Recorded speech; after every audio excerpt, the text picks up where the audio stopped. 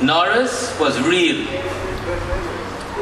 Yes, he was always in the media. He knew how to utilize the media to get his message across, and some have tried following him.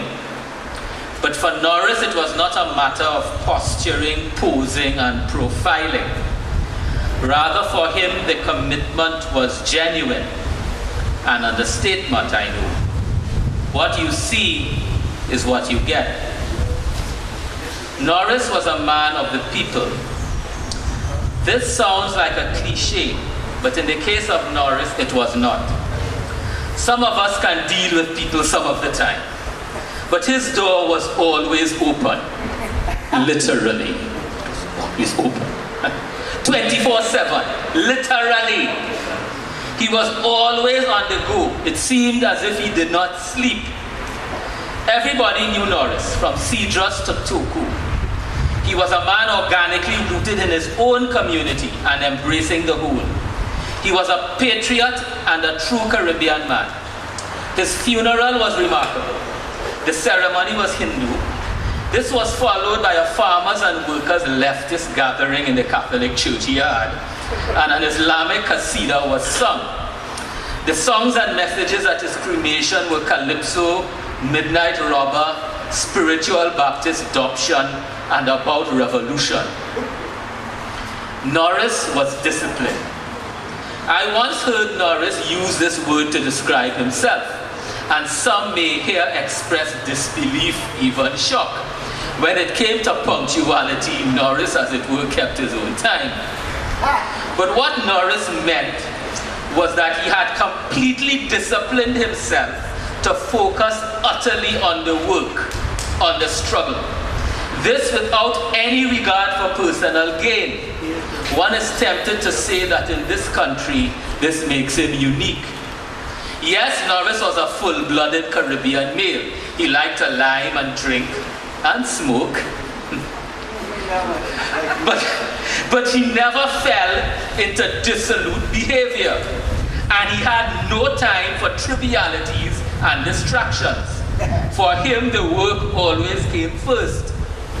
Norris was a fighter. And you heard that, right? I once heard this word used to describe him.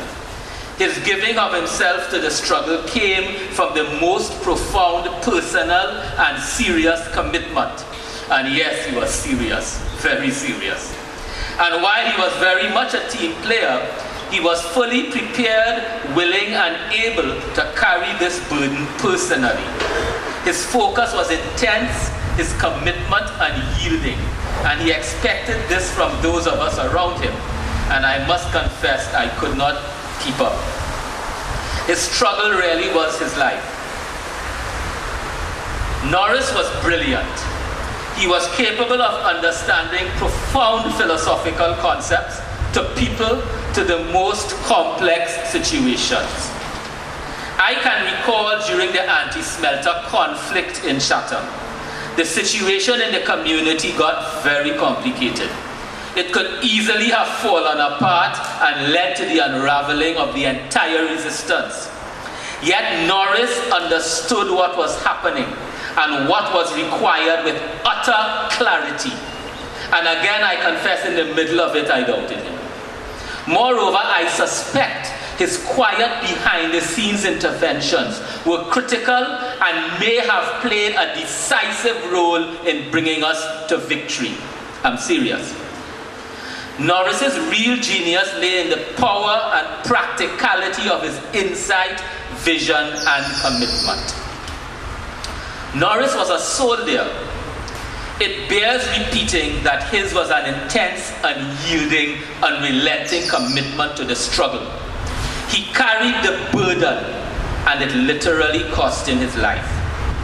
In the end, his body could not take it. In essence, he died as a true soldier with his boots on, his final battle standing with disadvantaged farmers in the face of a violent, vicious physical assault.